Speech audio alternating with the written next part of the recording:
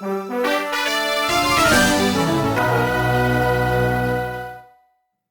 guys, to episode 4B. In this episode, I'm going to be reviewing The Call of Archaon, one of the shorter novels in the Rungate War series, but it's got a nice little twist to it, so I hope you guys enjoy the review.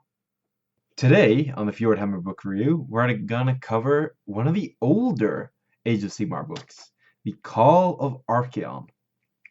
Now, this is a short story collection rather than a normal novel.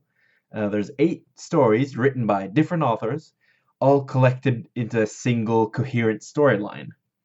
Now, the stories are written by David Annandale, David Geimer, Guy Haley, and Rob Sanders. The book is set in a few different realms, and the interesting part here is that it follows 3 different champions of chaos. It's not a book from the Order perspective. And that's really why I want to cover this book. It was the first book that really gave us an insight into how chaos functioned and thought in this new realm. And particularly, it also gives us an insight into the Gaunt Summoner and Archaon himself a little bit. The collected book came out on December 19th, 2015. A year and a half old by now. So it's a quite different book. And it does that because it covers these 3 different Chaos Champions.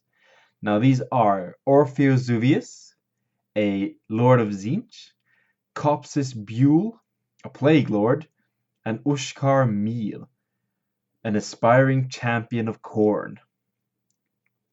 Each of these characters has had a bloody giant vision of Archaon, who's commanded them to go somewhere. And you don't deny a command by the Everchosen. And it turns out that they've each been given a chance to prove themselves to join the Varangard, Archaon's personal bodyguard. And that's sort of the story of this book.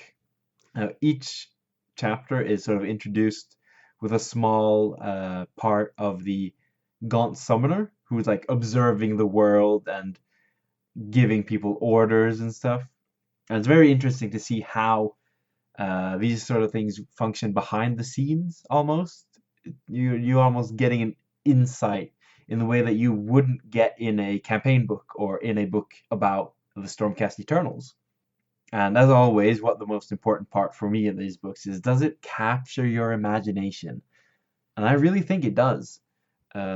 Each of these 8 stories is very interesting.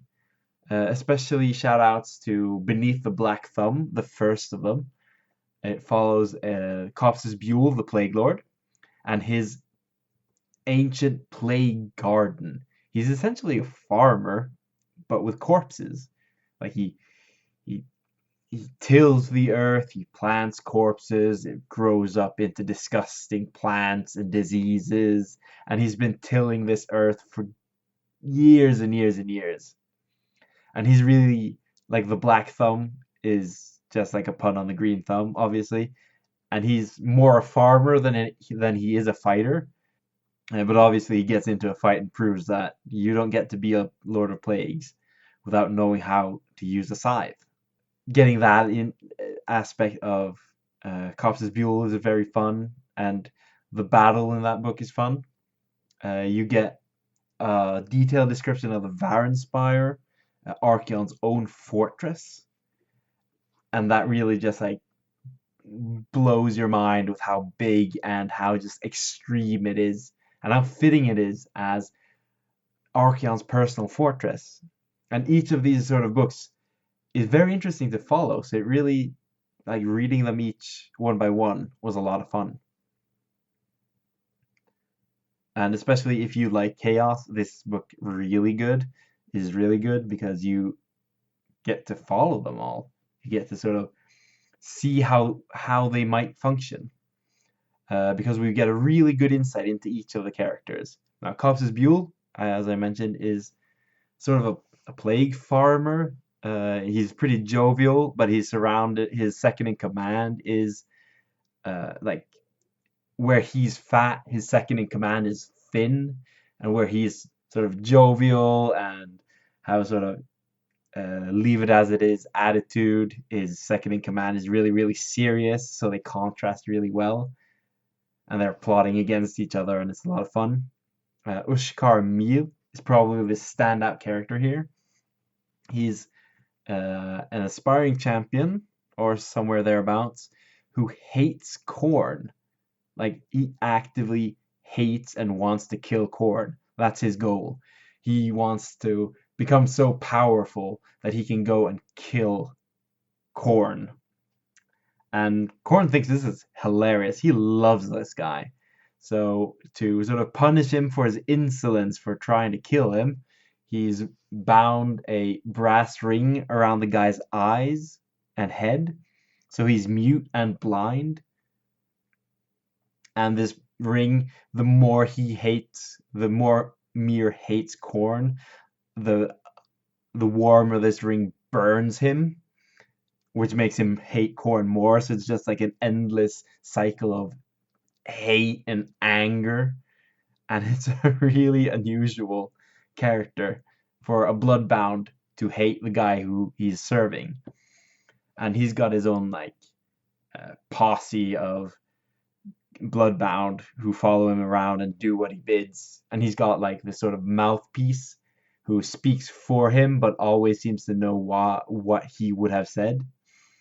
And so there's a great dynamic there that's just so unusual.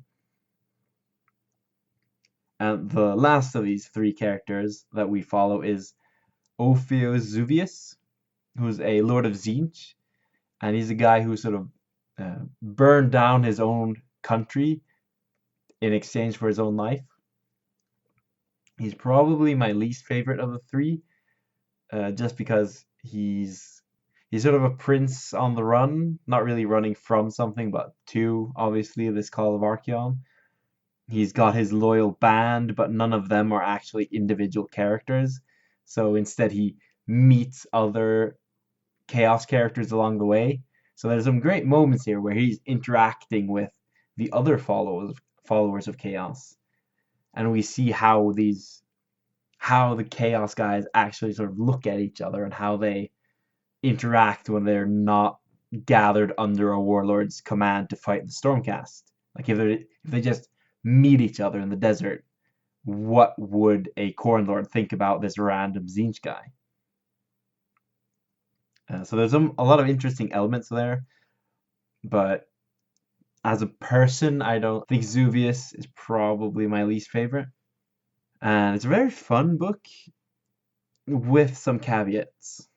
As I mentioned, it's not actually a full novel written by one author. It's 8 different short stories collected into one. And this format really does the book a disservice.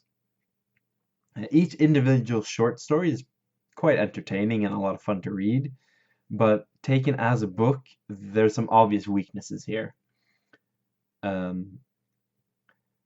If you've read any Black Library fiction before, you know that every conflict in Black Library fiction is solved through violence and combat, almost.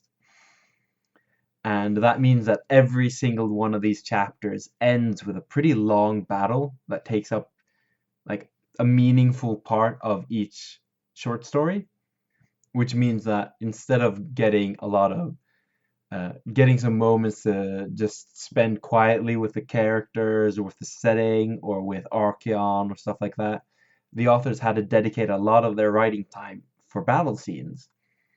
And I usually like battle scenes in Black Library fiction, and I really like the ones in this book, most of them.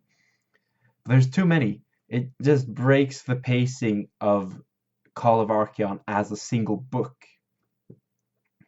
If you just sort of pick up the book and read each short story, like maybe with a week in between or something like that, it would be completely fine because you wouldn't get tired of reading it. But if you're like me and once you start reading a book, you read that whenever you can read and just finish it, you just get tired because it would be a bit of character moment. Now they switch character. Now there's a big battle. Now they switch character. Now there's big battle. Now they switch character again. And even though they're well written, each of these parts, and uh, well paced within the short story, because they're not structured together as a single book, it's not a great reading experience, unfortunately. It doesn't mean I don't think it's a fun book. I do think it is. Just if you're interested in Archaon and interested in chaos, just keep in mind that this isn't a binging book. This is a read a chapter here and a chapter there so you don't get tired of it book. But then again, if you are interested in chaos, this really uh, fills out the chaos faction a bit. You see some different characters that are quite unusual. None of these characters are warlords in their own right, the way that, say, Corvus Cool is. They all lead small war bands. They're all a bit different from what you would stereotype, in the sense that, Buell is a farmer at heart, and Mir just hates chaos. He hates what he is, and he hates the gods that power him.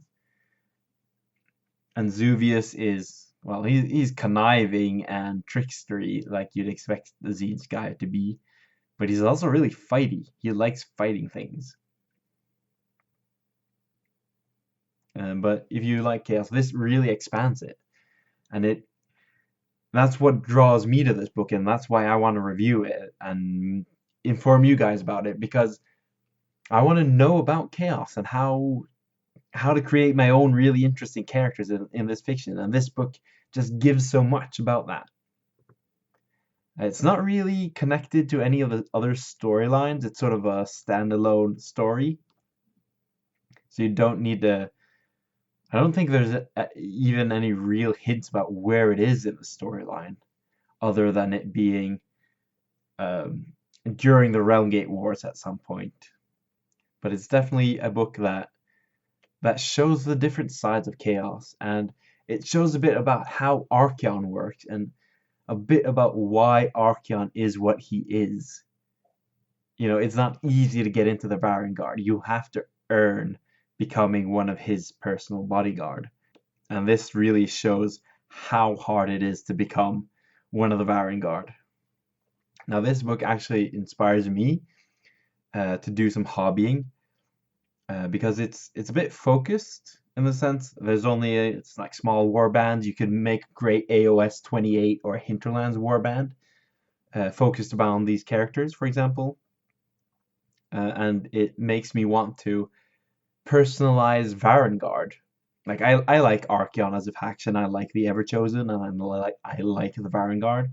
But reading this makes me want to take those models and add lots of god-specific bits to them to like show who was this guy before he became one of the Varangard, and make them really like make each of these models, which you're probably never going to have more than 9 of, very unique.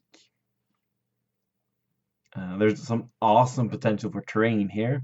Like you have Copsis, Buell's corpse gardens, which would make a really disgusting Nurgle table. You got the Varanspire, of course, which would be a great way to create some fortresses. Maybe you can paint up just the Dreadfort bits, or create your own based on those, and turn that into a giant fortress. There's also a couple, like a shifting arena. There's also a couple of other places that I won't spoil here, that are very different from what we've seen in the Age of Sigmar, and would make great potential terrain in your collection, or make a new table for this, or just small set pieces.